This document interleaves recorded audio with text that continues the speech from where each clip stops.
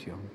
Me acompaña aquí en estudio, como lo hace regularmente nuestro buen amigo, el ex embajador y catedrático universitario, don Bosco Matamoros Juga, a quien le agradecemos la presencia el día de hoy. Bienvenido, don Bosco. Muchas gracias, Plinio. Igualmente disfruto venir aquí a tu programa y me parece muy importante eso que tú has dicho, que debemos de respetar las diferencias de opiniones y respetar el principio, el derecho fundamental de la libertad de expresión. Con la libertad de expresión creo yo que son los cimientos de una sociedad democrática y esperemos que logremos en un determinado momento conjugar todos los nicaragüenses ese derecho. Aquí hay un tema y es el que se politiza el medio de comunicación a la hora de estar emitiendo opiniones. O sea, si uno comienza en campañas favorables a una agrupación política y no ha hecho ciudadanos, diría, porque hay que diferenciar. Cuando uno ya está haciendo campañas a agrupaciones políticas, dígase partidarios del gobierno, partidarios de las alianzas opositoras y de otra tendencia o política o religiosa, entonces uno como que medio pierde la objetividad, ¿verdad? Aquí yo creo que hemos estado aquí con usted en estos casi 2 años últimos que ha habido crisis y conflicto en el país y he estado conversando con usted y como le decíamos y comentábamos, de pronto hay gente que quisiera oír solo el discurso que espera, de uno u otro bando. Y entonces y se va cegando y se va como poniendo en una posición demasiado difícil. Y eso hace que los actores políticos, ¿verdad?, de pronto estén como midiendo quién está más fuerte. Y esas redes sociales de pronto, yo siempre recuerdo aquí a una colega periodista centroamericana que pone ahí que si los tweets y los comentarios de Facebook fueran balas estaríamos rafallados todos, porque todo el mundo se dispara, ¿verdad? Y se dicen cosas no tan agradables en las redes sociales. Rompimos el lenguaje de paz, rompimos el lenguaje de no violencia. Hay un lenguaje totalmente de confrontación. Y entonces poderse sentar en un lenguaje de confrontación se vuelve muy difícil para poder alcanzar acuerdos políticos. ¿Cree usted que eso va a variar, va a bajar? ¿Cuál de los dos grupos es el que tiene primero que bajar? Porque la mayor responsabilidad se le achaca al Estado, porque dice, bueno, el Estado es el rector y el que debería de, como gobierno, ser más prudente, pero los otros quieren votar al gobierno más rápido que veloz, como decía uno de los muchachos un día de esto. ¿Cuál es su comentario alrededor de eso? Particularmente antes de meternos a la profundidad, solo en la forma. Bueno, mira, yo creo que en todo el mundo las sociedades están experimentando un proceso de transformación cuyo alcance yo creo que es muy difícil poder definir hasta dónde va a llegar. Pero indiscutiblemente hay una revolución tecnológica en donde el individuo tiene mayor acceso a información, pero eso al mismo tiempo no se ha correspondido en un desarrollo de lo que es la cultura social, es decir, cómo vamos a utilizar estos instrumentos, por una parte, y por otro lado, en dónde comienza y dónde termina la responsabilidad individual y colectiva en cuanto a lo que se informa. Pero en el balance de las cosas, yo siempre prefiero que haya una información abierta a que estemos reglamentándola, porque una vez cuando comenzamos a reglamentarla no sabemos dónde termina, dónde le ponemos fin a la libertad y comenzamos a censurar. Y la censura es una expresión de una forma de autoritarismo velado, directo o abierto, y que en última análisis produce sociedades que no se desarrollan. Tenemos más bien individuos robotizados en un cierto sentido. En el caso de Nicaragua es trágico. ¿En qué sentido? Que somos el país menos interconectado en América Latina y consecuencia de nuestro sistema educativo, que es el más deficiente de Centroamérica en términos de inversión, de calidad educativa y así sucesivamente. ¿Puedo hacer un paréntesis alrededor de eso? Sí. Y se lo digo esto a los sectores políticos en contienda y a los sectores incluso empresariales y comerciales, que creen que el tema este de la comunicación sobrepasó a los medios de comunicación abierta y masiva, ¿verdad? Porque creen que todo está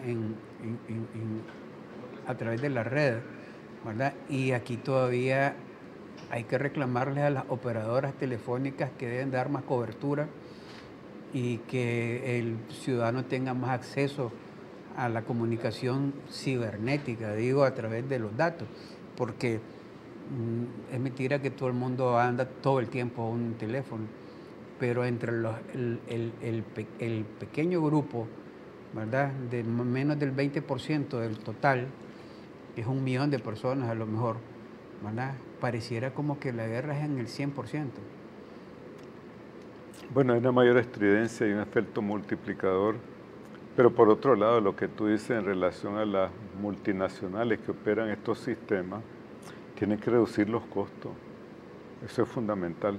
Y por otro lado, es decir, la pobreza cultural nuestra, porque yo personalmente no me puedo permitir uno de esos teléfonos como tan grandotes ni tan complicados. Son los más baratos los grandotes, los chiquitos ahora son más caros. Yo uso esto aquí que en realidad cuestan... Sí. Usted tiene la costumbre de ir cuando esté en su casa allá o en su oficina a ir a ver lo de las redes sociales. El otro anda todo el tiempo así y aparece con la cabeza así todo el día. Sí, y chocan con un camión y mueren, y cuando llegan al cielo o al infierno, no sé, dependiendo de lo que crean, ¿verdad?, se dan cuenta que el teléfono los mató. Por suerte yo no practico esa virtud, así que no creo que un camión me va a aplastar, tal vez otra cosa. Ahora, en cuanto al otro tema que tú dices, que es muy importante, ¿quién debe crear las condiciones y el marco jurídico bajo el cual se opera? Es el Estado. Y eso no solamente en el caso de Nicaragua, sino en todo el mundo. ¿Por qué? Porque tiene todos los instrumentos, tanto la fuerza, por una parte, los recursos, por otra parte, y es el definidor de cómo se implementa lo que es el ordenamiento jurídico, es decir, el marco de las leyes y en qué forma se aplican. Ahora, hay una innovación que los estados en América Latina tienen el vicio de que se invoca esa soberanía, un concepto absoluto, se escudan detrás de ese concepto para no cumplir con sus obligaciones internacionales, a los cuales están obligados por el hecho que han suscrito acuerdos internacionales.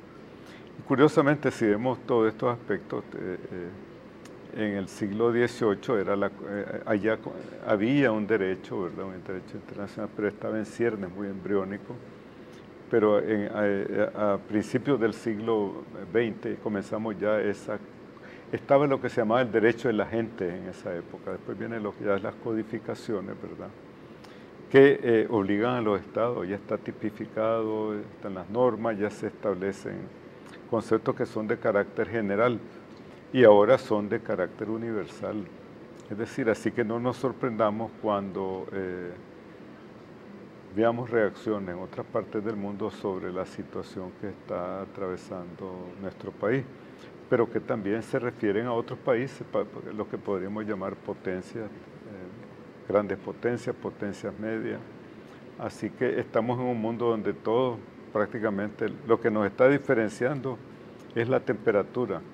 En el mundo del norte está frío, indiscutiblemente, así que no tendrías que utilizar el aire acondicionado. Y aquí estamos en temperatura tropical. Recientemente hablando con el astrónomo, y entonces estamos cerca del Ecuador, más cerca del Ecuador, pero pese a eso vamos a sentir unas olas de frío, pero otros quieren calentar el tema. Dicen que en Buenos Aires los diciembre es el único tiempo que anda sin abrigo, ¿verdad?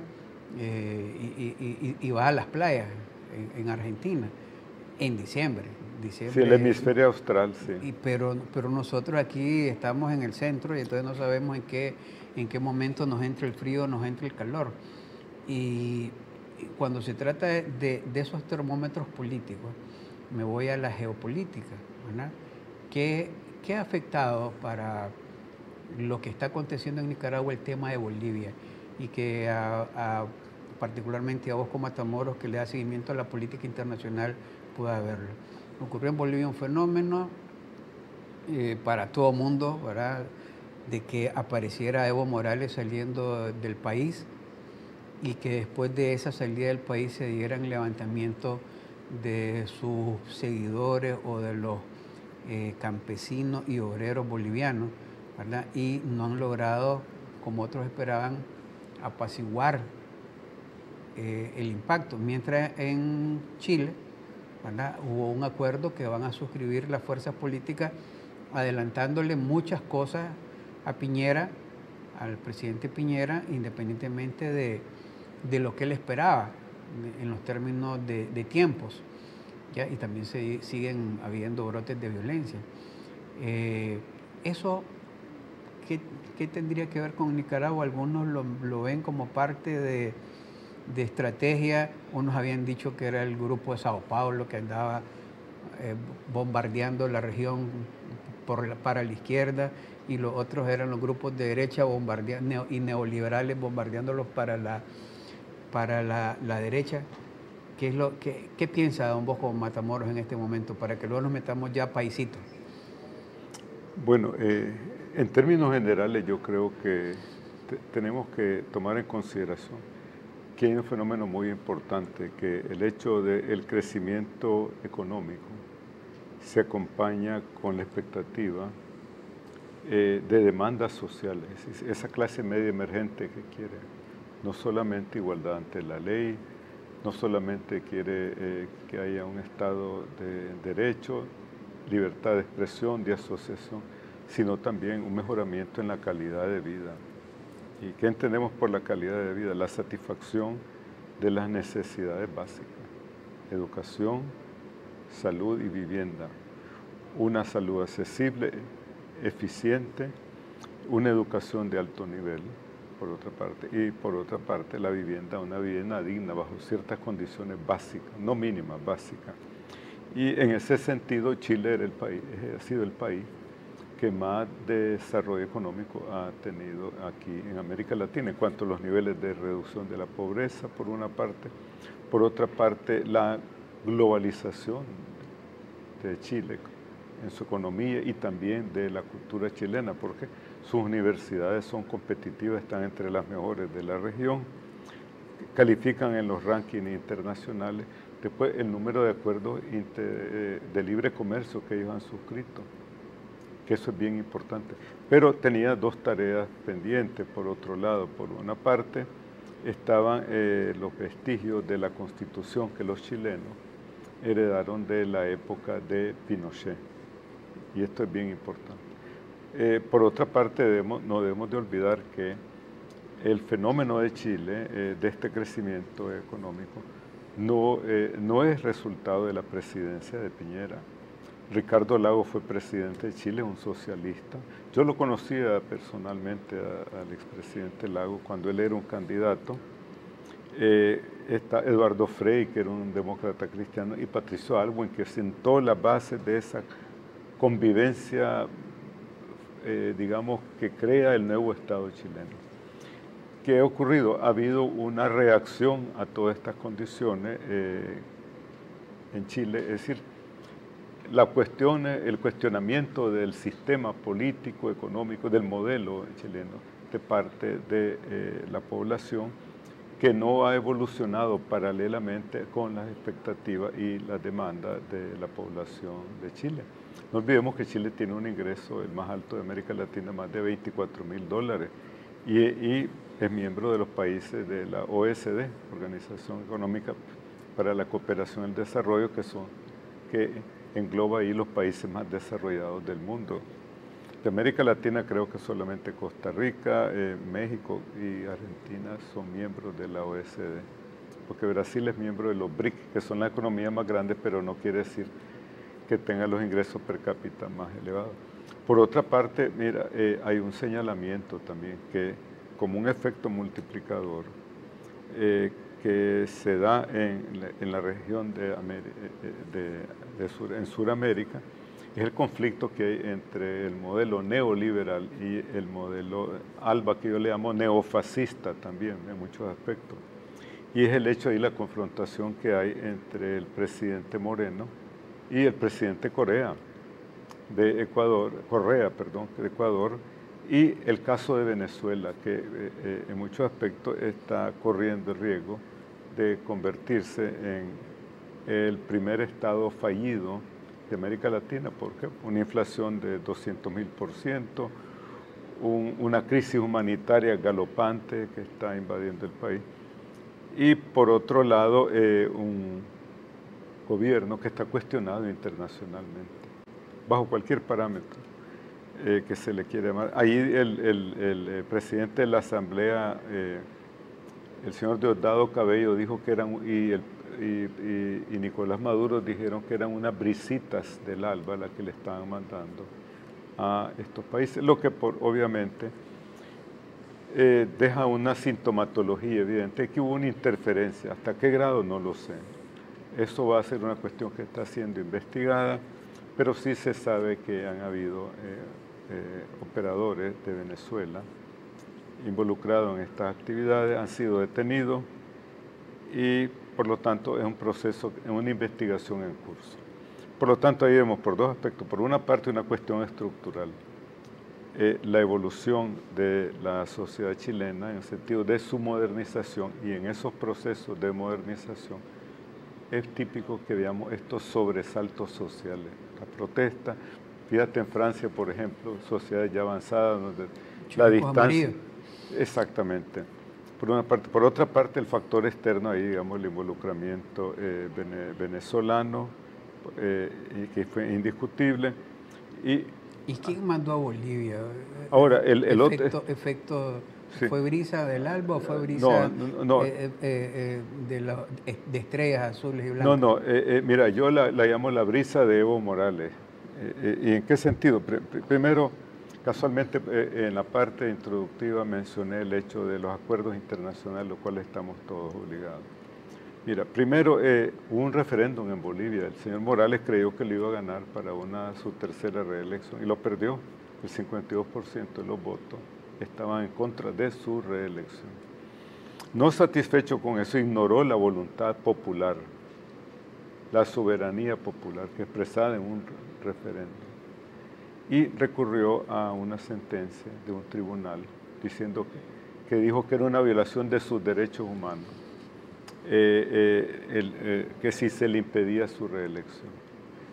A pesar de eso, hubieron dos hechos bien importantes. Por una parte, el hecho que la Comisión de Venecia, que es el órgano que emite opiniones jurídicas de mayor peso en el mundo, dijo que la reelección no es un derecho humano, es una ficción jurídica, es, digamos, algo espurio completamente ese criterio. Por otra parte, la seriedad de esta organización, te quiero dar una idea en ese sentido. Rusia solicitó una consulta a la Comisión de Venecia para hacer su solicitud de ingreso a la Comisión de Cooperación Económica de Europa, Rusia, actualmente, bajo el presidente Putin.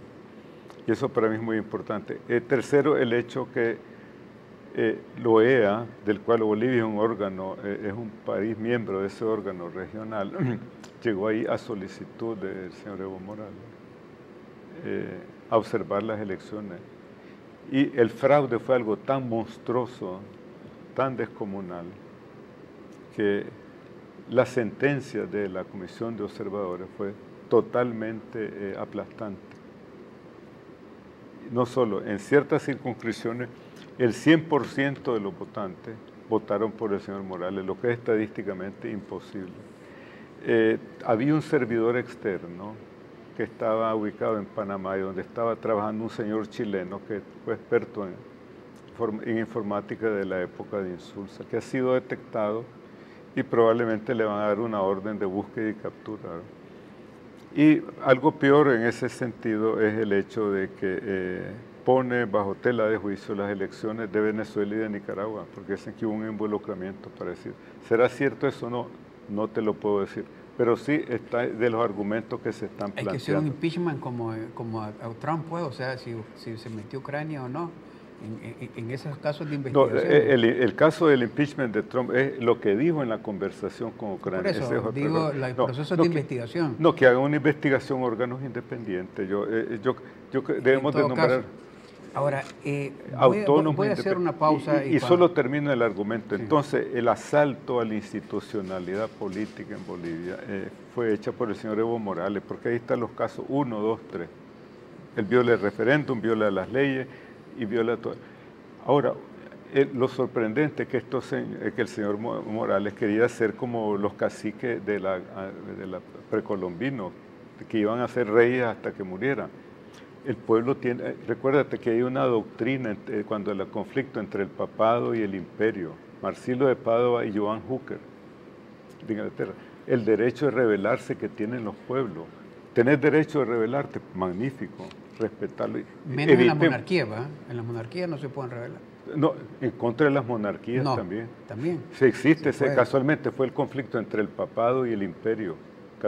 Entonces, y se remonta a la doctrina de la Biblia que dice que los profetas coronaban a los reyes de Israel. Por lo tanto, está supeditado al derecho divino, el derecho natural y después los derechos constitucionales que hemos creado en el tiempo con la formación de los estados. Vamos a hacer rápidamente una pausa y seguimos hablando de estos temas para luego meternos al tema del país, porque a veces uno cree que todo está concentrado en Nicaragua y hay 1000 cosas más que se están cociendo en otros lados. Incluso acaban de filtrar el informe que va a discutir el Consejo Permanente de la OEA. Tienen un apuro los que no hablan inglés porque se lo filtraron en inglés. Ahora hay que ir a ver la traducción en español para que no se enreden. Vamos a los mensajes y regresamos con Don Bosco Matamoros.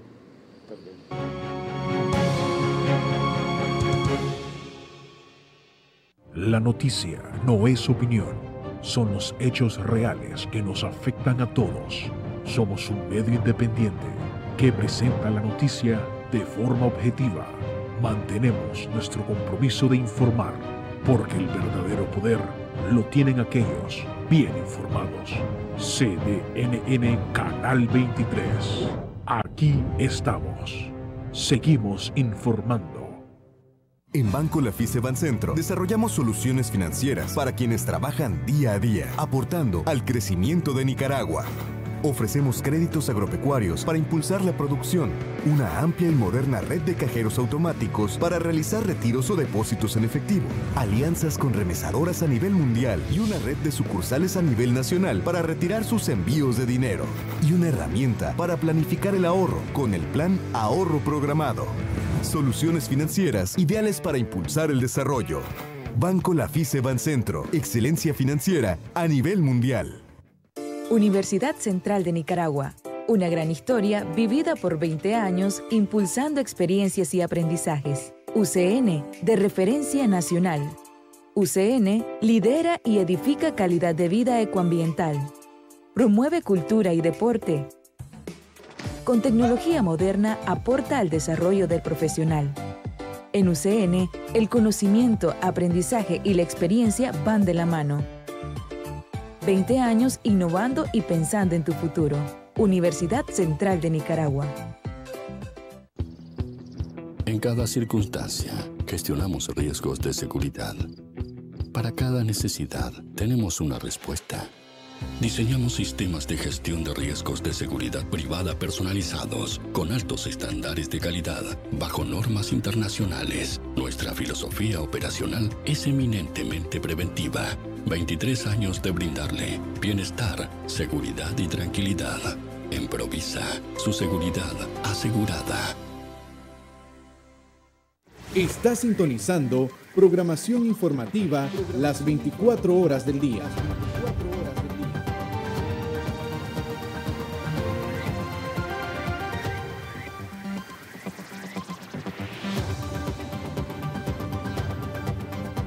Somos CDNN, Canal 23, Canal 23.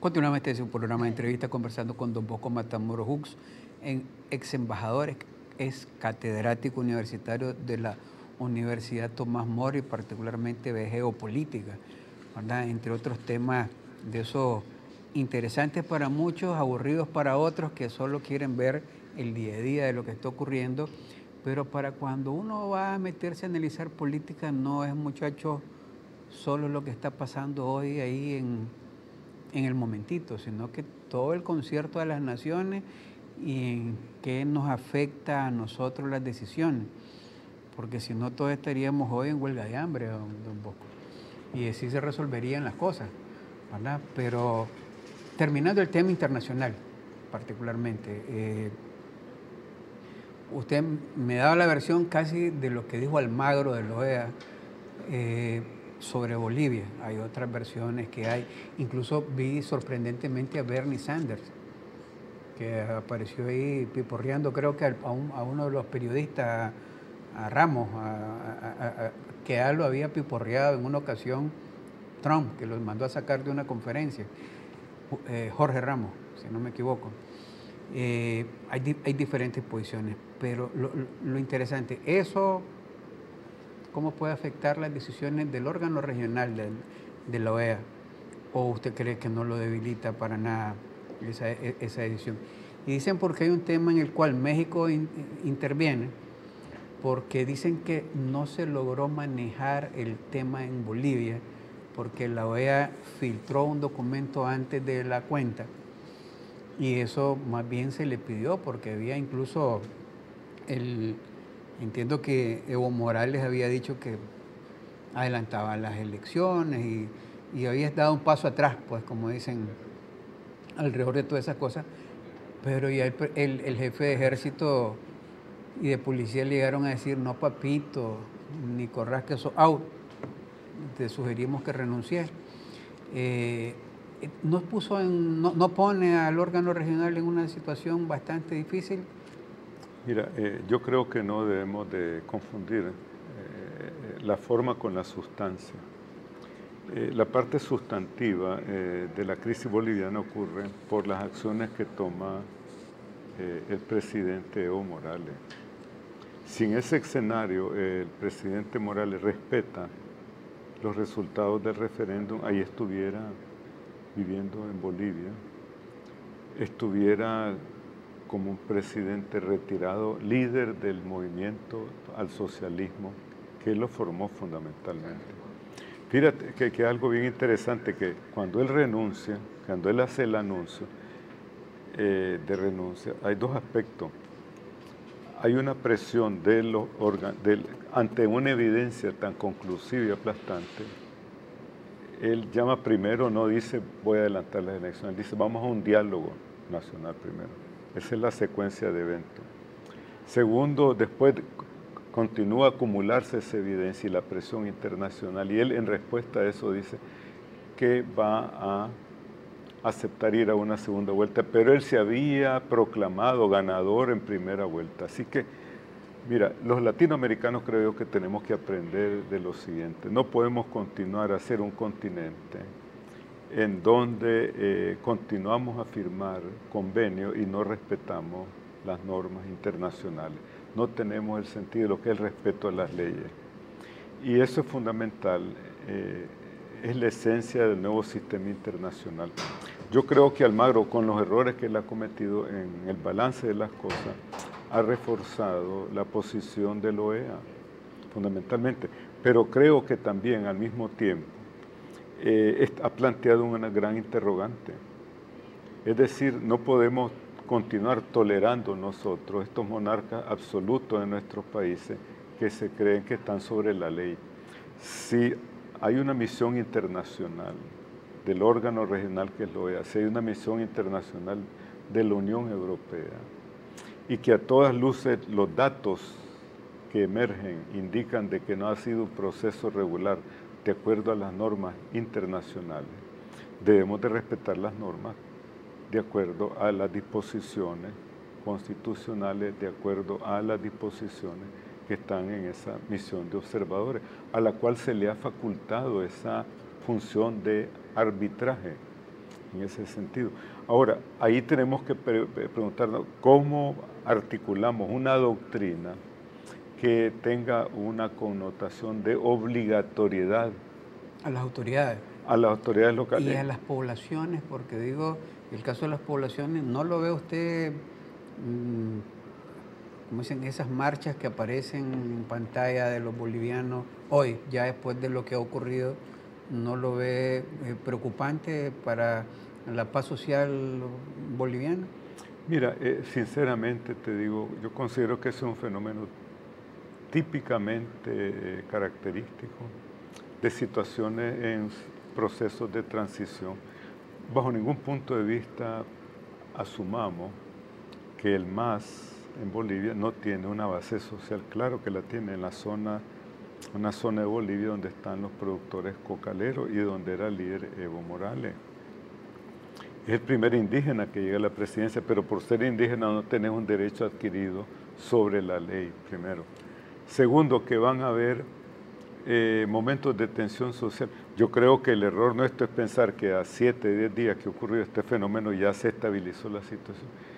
Hay un control medio del país, pero no hay, digamos, las condiciones integrales para que no veamos este tipo de marcha. Hay marchas motivadas por tantas razones, pero para mí es un fenómeno importante el hecho que el liderato del MAS está conversando con las autoridades, nuevas autoridades de Bolivia, que probablemente van a participar en la designación. Y fíjate qué curioso que el Tribunal Constitucional designado por Evo Morales y que emitió la resolución, el cual dijo que era un derecho humano de reelegirse, es el mismo tribunal que casualmente emitió una sentencia en contra de él. Así que imagínate pues que lo que es la experiencia jurídica y el influjo de las condiciones políticas. Ahora, ¿qué ha pasado? Es importante que veamos que a la luz de todos estos acontecimientos, el grado de violencia en Bolivia no llegó a la profundidad que podríamos decir estamos lamentando en Nicaragua.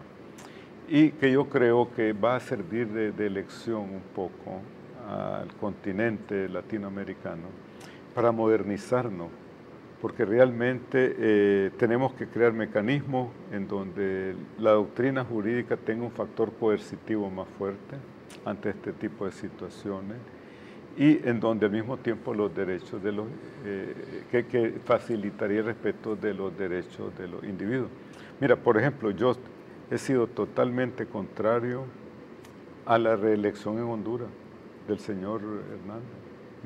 En un grupo de trabajo donde yo participé, esa fue mi opinión. ¿Usted cree que hubo en Honduras golpe de Estado con Mel Zelaya? Mira, ahí quedó, no hubo, es que el señor Zelaya está el problema. Él quiso, usando un subterfugio jurídico, violentar una cláusula rígida, inflexible de la Constitución hondureña que prohíbe a toda la reelección. Y este señor Hernández, y sabe que el culpable de esta doctrina en América Latina, y lo digo, pues tal vez a algunas autoridades de Nicaragua les va a agradar esto, el culpable es Oscar Arias. ¿Quién fue? El presidente Oscar Arias. Sí, exactamente. De Costa Rica. Sí, que obtuvo una sentencia de la Sala Constitucional del Tribunal en Costa Rica que le permitió su reelección. Una sola vez y ya se retiró completamente. En América Latina, dado que somos descendientes de caciques indígenas y de conquistadores españoles, debemos de crear una rigidez en las constituciones nuestras que prohíbe la reelección. Y terminemos con el argumento de que es un derecho humano. Esa es una farsa jurídica que los mayores juristas del mundo que están en la Comisión de Venecia, y allá, imagínate que la mayor parte de los miembros de la Comisión son países de Europa Oriental, de la antigua Europa comunista, y Rusia, pues que tiene intereses geopolíticos importantísimos, recurrió a esa comisión, dado su prestigio, para que emitiera una opinión de que era de acuerdo a las normas de la Organización de la Cooperación Europea que Rusia entrara en esa organización. Dice que hay que pasar un milenio para que todas estas comisiones y cortes puedan tener, como dicen, fortaleza jurídica. No, coercitiva. Coercitiva, además. Claro que la tiene. Las sanciones de los países es un factor determinante lo que ha ocurrido. En el caso de Rusia, ahí está, tú ves cómo está buscando de cualquier forma ese acercamiento con Trump. A mí me llama la atención, se ha debatido, ¿verdad? Que tú sabes que Rusia reconoció el gobierno boliviano. Otros dicen que no es cierto, pero de hecho existe ese reconocimiento. Y la otra cosa que me llama la atención a mí profundamente, no voy a citar Nicaragua porque estamos aquí, ¿por qué el presidente Morales no se fue a Venezuela, que era un vuelo de apenas 2 horas desde La Paz, ¿verdad? Es interesante. Ahí México recupera un poco lo que es su papel como potencia intermedia en la región, ¿verdad? Y parece que el presidente López Obrador... Un día vamos a hablar solo sobre eso, sobre el derecho de asilo. Vamos a hacer una pausa rápida y cuando regresemos ya en los minutos finales el tema de la crisis sociopolítica, qué está pasando, las formas de lucha que tienen los opositores, son ahora huelgas, llamados en las iglesias. El gobierno está enfrentándolo también con grupos enfrente. Apareció que solicitaron al Papa, o el Papa solicitó que dejaran tranquilos a las personas en las iglesias. Y todo el mundo está esperando un informe. Le decía yo, cuando estamos en vivo, que hay un informe de la OEA que está en inglés. Los que leen inglés van rápidamente a descifrarlo. Los que no, pues hay que esperar la reunión del Consejo Permanente para que lo escuchen en español. ¿Qué está pasando con la Alianza Cívica, con la UNAP y con los partidos políticos aquí en Nicaragua? Adelante con los mensajes y regresamos a esta parte final.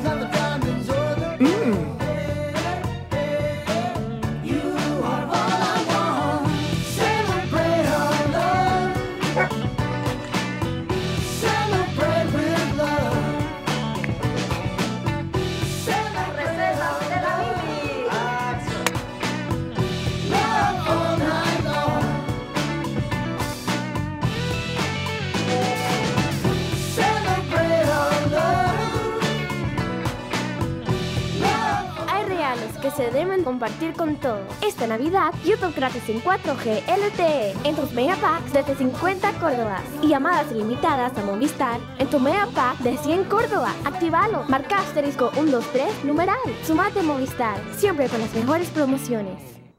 En Unicid contamos con más trayectoria, prestigio, seguridad, alianzas. Contá con más facilidades de ingreso, programa de becas, modalidad presencial y virtual, nivelación académica. Contá con calidad y tradición. Contá con Unicid. Matrículas abiertas.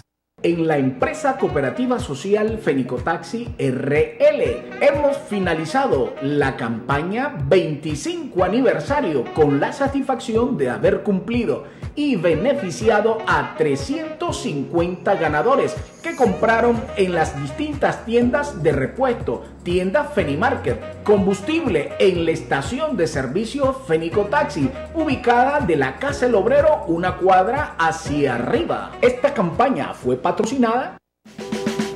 Desde cualquier lugar del país puede comprar y pagar en línea desde su celular, tablet o computadora. Haga clic al link de cobro enviado por el comercio, introduza sus datos y medio de pago y listo, sin hacer fila, movilizarse o perder tiempo. Payphone, fácil, rápido y seguro. Banpro, Grupo Promérica. En cada circunstancia, gestionamos riesgos de seguridad. Para cada necesidad, tenemos una respuesta. Diseñamos sistemas de gestión de riesgos de seguridad privada personalizados, con altos estándares de calidad, bajo normas internacionales. Nuestra filosofía operacional es eminentemente preventiva. 23 años de brindarle bienestar, seguridad y tranquilidad. Improvisa, su seguridad asegurada. Está sintonizando programación informativa las 24 horas del día.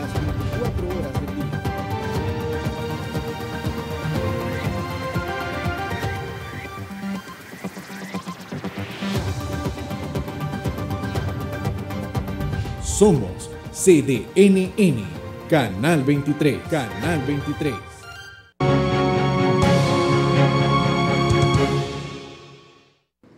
Continuamente su programa de entrevista en esta parte final conversando con Bosco Matamoros Hug, y le decía el contexto sociopolítico. Dentro de este contexto sociopolítico nicaragüense está este informe de la Organización de Estados Americanos. Dice que en el informe, en su resumen ejecutivo, y me da gracia esto, porque estábamos hablando de condiciones de países. Los únicos dos países que aquí no hablan español en esto, bueno, también muchas de las islas que participan hablan inglés, francés, portugués, en el caso de los brasileños, pero se hace en inglés, porque está en Washington, y después hay que traducirlos en cada país para que la traducción sea correcta, para que las palabras se entiendan bien, y no es lo mismo decir te jalan del pelo que te jalo el pelo, ¿verdad? ¿Ok? Porque en las traducciones, pero en este resumen ejecutivo, que es una traducción todavía libre, o sea, que no es la oficial, dice que la Comisión de Alto Nivel de la OEA sobre Nicaragua, que fue creada, ¿verdad?, resuelve, dice, conforme a su mandato, presenta su informe para la consideración del Consejo de la OEA. Este informe y consta de 3 secciones, ¿verdad? Y comienza a hablar, ¿verdad?, de que a la luz del análisis de su labor, la Comisión opina que las acciones que el gobierno de Nicaragua ha permitido desde abril 2018 muestran discrepancia con los derechos y garantías protegidos por la Constitución de 1987 y que ello da lugar a una alteración del orden constitucional que afecta gravemente el orden democrático en Nicaragua, como establece el artículo 20 de la Carta Democrática Interamericana. Y por lo tanto, pues llaman a que haya una sesión especial, ¿verdad?, de la Organización de Estados Americanos para tratar el caso nuevamente, especialmente de Nicaragua. No hay una solicitud expresa de que diga saquen a Nicaragua del OEA ni nada de eso, sino que sea el órgano o la instancia correspondiente. ¿Qué está pasando en Nicaragua? ¿Cómo lo está viendo don Bosco? ¿Y cómo está la oposición en Nicaragua? Bueno, primero, en relación a ese resumen ejecutivo, creo que era esperable, indiscutiblemente. Nunca he creído que en el contexto actual, al día de hoy, se iba a convocar una reunión extraordinaria de cancilleres para considerar la suspensión de Nicaragua de la OEA. Por otro lado, es un hecho indiscutible que es extremadamente serio y que si yo fuera el gobierno de Nicaragua, cualquier gobierno del mundo, en este sentido de América Latina, debe tomarlo con extrema preocupación por las implicaciones políticas, diplomáticas y potencialmente económicas que va a tener en el país. En cuanto a la situación en Nicaragua, esta es una crisis que está teniendo un efecto profundo sobre el tejido social, sobre la cohesión de la nación nicaragüense y teniendo un impacto grave sobre la economía del país. El tejido social, estamos viendo la fractura que hay entre la sociedad civil, el país, la nación y el gobierno. Ese es un hecho indiscutible. Por otro lado, tenemos más de 100.000 nicaragüenses que a raíz del 18 de abril han emigrado fuera de Nicaragua. Y desde el punto político no se avisora a corto plazo un mecanismo que se ponga en marcha en donde se comiencen a tratar de encontrar puntos de coincidencia que puedan definir una salida a la crisis nacional. ¿Cuál es esa salida en última análisis? Mira, Plinio, aquí se han cometido, creo yo, unos errores caracterizados por unos juicios de hiperbólicos sobre la capacidad de los actores por una parte y sobre las condiciones del país por otra parte. Se ha pedido de muchísimos sectores la salida del gobierno del presidente Ortega mañana, cuando no había la capacidad de parte de la oposición de hacer eso. Por otra parte, el gobierno ha demostrado una intransigencia con sus acciones de fuerza, lo que ha tratado de intimidar al país, por una parte. Por otra parte, quiere demostrarle a la comunidad internacional de que las cosas están normales en Nicaragua, de que ha regresado la estabilidad en Nicaragua y que por lo tanto el proceso que se está siguiendo es la única vía de salida en esta crisis. Este informe demuestra lo contrario. El hecho de que las sanciones que han aplicado los norteamericanos demuestra lo contrario. El marco jurídico que define la Unión Europea para aplicarle sanciones a funcionarios y entidades del gobierno de Nicaragua también es otra contradicción en relación al tentativo del gobierno. Pero tenemos que ser bien francos también. La oposición en Nicaragua, tanto la Alianza, la Azul y Blanco y los partidos políticos, no han demostrado la madurez política, la creatividad política y una lectura exacta de la situación del país. En ese sentido, la nación, todos los nicaragüenses de cualquier tendencia política y organizada en cualquier institución, estamos pagando el precio de diría yo, del fracaso en gran parte de nuestra clase dirigente. Al momento donde nos encontramos, yo creo que tenemos que pensar que un hecho que desde el siglo XVI la libertad de culto y religión es fundamental en la cohesión de una sociedad. Y eso va tanto para el gobierno como para cualquier nicaragüense, cualquiera que sea su fe religiosa, por una parte. Por otra parte, estamos viendo que tú señalabas que se están involucrando actores externos, que yo creo que pueden jugar en un cierto sentido un papel muy importante en tratar de reactivar alguna forma de comunicación entre los actores de la crisis nacional. Por una parte tenés el gobierno, por otra parte estos actores políticos que se oponen al gobierno pero que están altamente fragmentados. ¿Y qué se necesita en este momento? Yo creo que es fundamental y es imperativo que se forme esa gran coalición y que defina una agenda básica como la postura que plantean ante el país, como la postura que ellos consideren necesaria para poner en marcha la solución de la crisis nacional.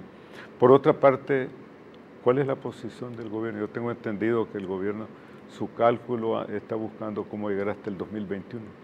Pero ¿cómo hacer que estos dos actores se comuniquen?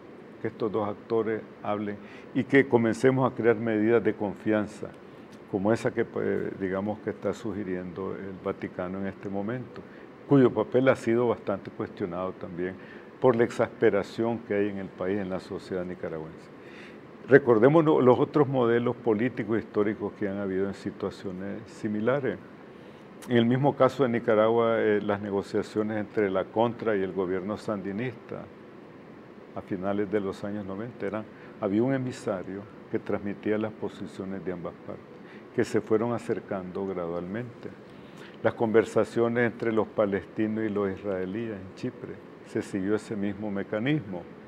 Pero tenemos que tomar en cuenta también que estamos corriendo contra el tiempo. Es decir, tenemos que encontrar una respuesta para no para solucionar de inmediato, pero sí para encauzar el país en un contexto diferente. De esta forma, de seguir así, no es sostenible esta situación en Nicaragua. En Nicaragua no hay gobernabilidad, por una parte. Por otra parte, quienes se oponen al gobierno no tienen la fuerza suficiente para que el gobierno colapse. Pero el gobierno tampoco tiene la capacidad política para imponer una paz que por otro lado es pírrica, porque carecería de legitimidad.